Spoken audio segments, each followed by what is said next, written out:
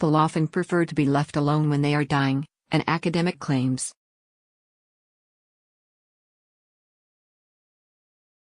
According to Glenys Caswell, a senior research fellow from the University of Nottingham, people have a degree of control over when they pass away, with some waiting to do so until their loved ones are not around.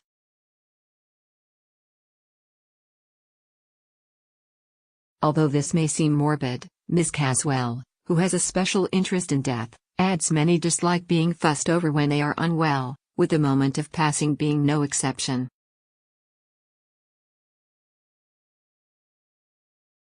Previous research by New York University Langone School of Medicine released in October last year suggested people are aware when they are dying as their consciousness continues to operate even after their body has stopped showing signs of life.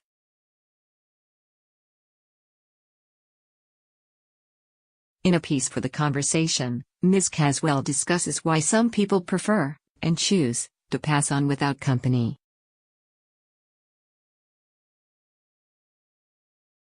Is it really such a bad thing to be alone when you die?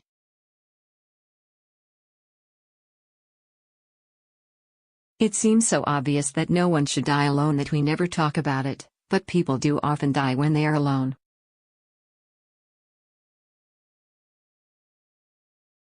Sometimes they die in a way that suggests they prefer to be alone as they are coming to the end of their lives.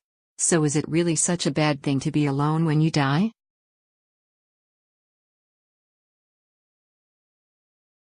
When a person is dying in a hospital or a care home, it is common for the nurses caring for them to summon their family.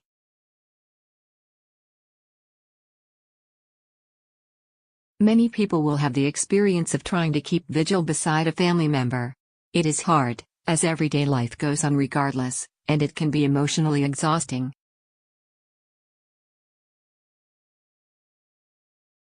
Sometimes, the relative will die when their family have gone to make a phone call or get a cup of tea, leaving the family feeling distressed and guilty for not being there when they died.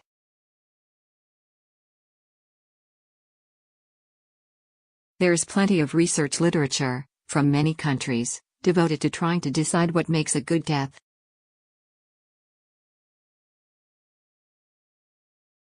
There are differences to be found between countries, but similarities too. One similarity is a belief that no one should die alone.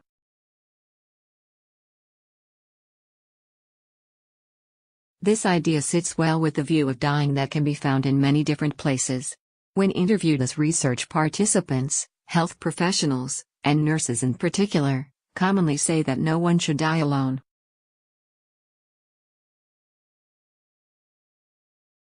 There are also many cultural references that suggest that to die alone is a bad thing. Consider, for example, the death of Ebenezer Scrooge in Dickens' A Christmas Carol, or the death of Nemo, the lowrider in Bleak House. These are both sad, dark, lonely deaths of a kind to be avoided.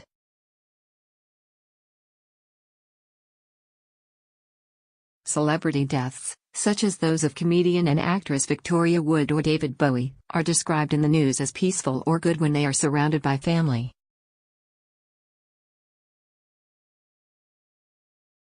Ordinary people who die alone make the news when the person's body is undiscovered for a long time.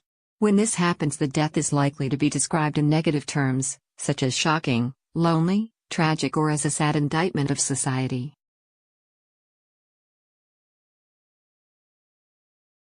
Some people prefer to be alone.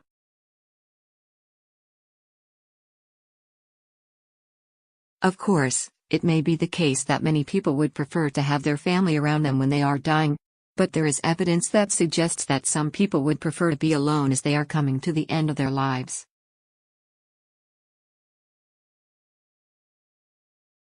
My own research found that while hospice at home nurses believe that no one should die alone, they had seen cases where a person died after their family members had left the bedside.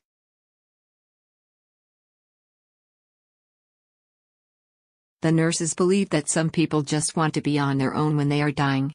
They also thought that people may have a measure of control over when they die, and choose to do so when their family are not around.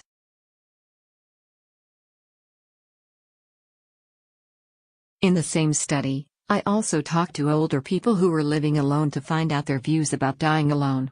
I was intrigued to learn that dying alone was not seen as something that is automatically bad, and for some of the older people it was to be preferred.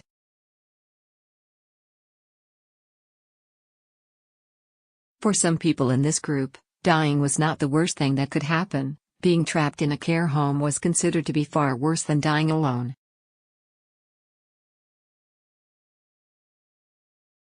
Cultural representations of dying suggest that being alone while dying is a dreadful thing.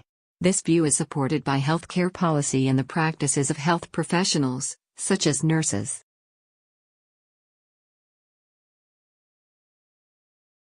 But we all know people who prefer to be left alone when they are ill. Is it so surprising then that some might wish to be alone when they are dying?